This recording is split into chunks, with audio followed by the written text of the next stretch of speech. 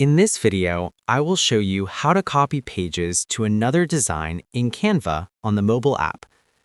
The process is a little different from desktop, but it's just as easy. First, open the design where you want to add the new page. If you'd like, you can add a blank page as a placeholder.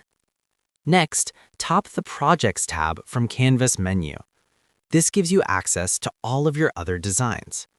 Find the design that contains the page you want to copy and open it. Tap on the specific page you want to bring over. Canva will automatically add that page to your current design. Once it's added, you can reorder the pages if needed. And that's it. Whether you're using Canva on desktop or mobile, copying pages between designs is a fast way to stay consistent without doing extra work. Knowing this trick helps you get more done in less time and keeps your designs organized. If this tutorial helped you out, make sure to like and subscribe for more helpful guides.